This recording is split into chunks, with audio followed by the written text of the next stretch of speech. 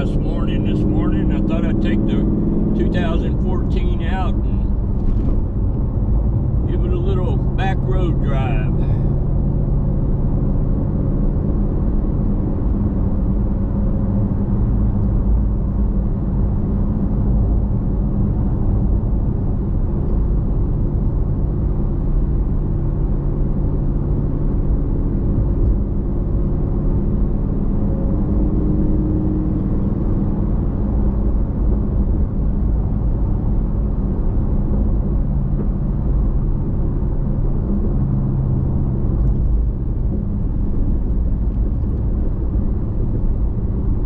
Thing about lowering these cars down, you lose a little bit of the comfort of the ride when you drop them down like this, and but it sure makes them hook up a lot better.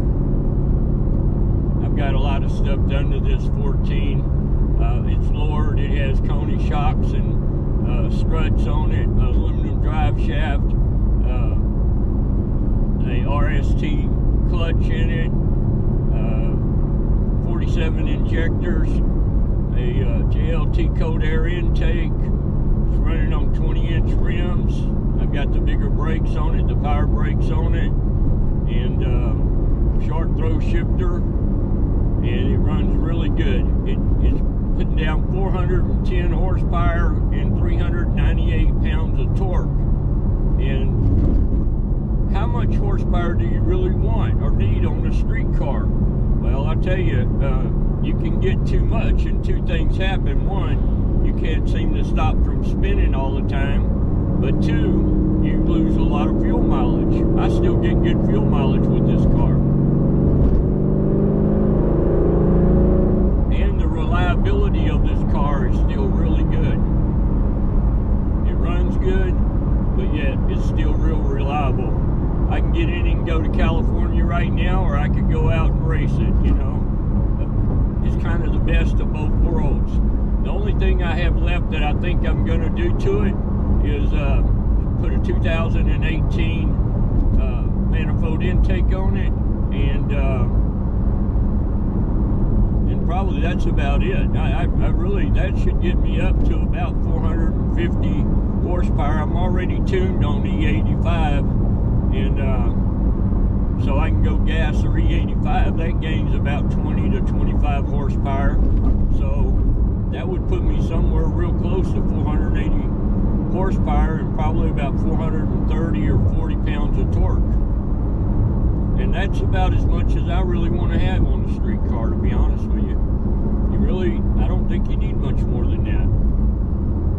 If you have a 480 horsepower, 400 horse to 480 horsepower motor that's hooking up like it's supposed to, I really don't think you need to have much more horsepower than that, in my opinion. If you're drag racing, yeah, that's one thing. But if you're just like me, you know, I like hot rods, I like performance cars, this is perfect. This car will burn the back tires off of it. It'll run about 160 miles an hour, 170 maybe, and absolutely an all-around great car the way it's set up.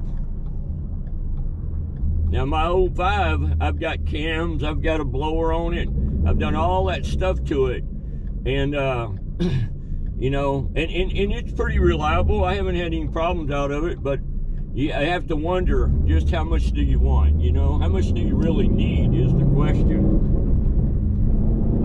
An 800 horsepower car that won't hook up won't run with this car, you know? So that's the question, is how much do you really want or need? This car rocks, man.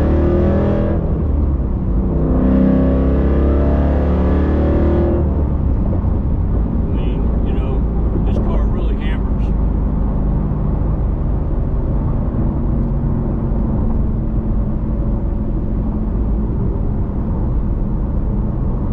Barely getting on it in third and fourth gear, and you're at 80 miles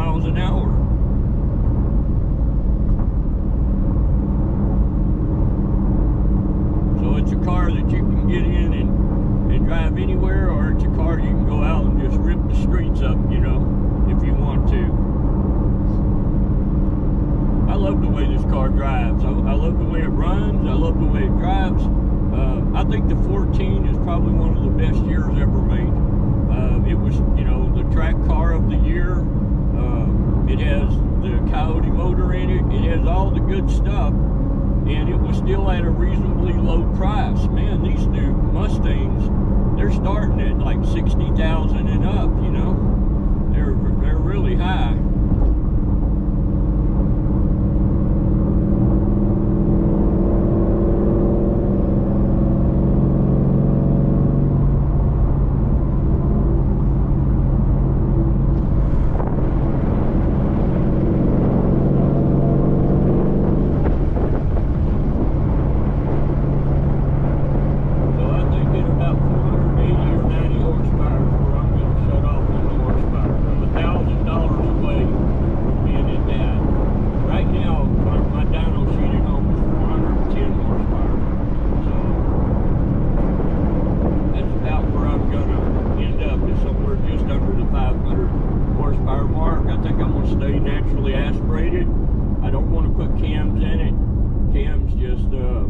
That's a lot of money. The sound is great, but on the Coyote, you're talking, you know, $3,500 to put cams in or so, and so that's an awful lot of money for 18 or 20 horsepower. You know, it's just really not worth the. It's more money than you're gaining out of it. Now it does sound good, no doubt. I love the sound of, you know, cams. That's one of the reasons I did it in 05. My 05 gained actually 19 horsepower when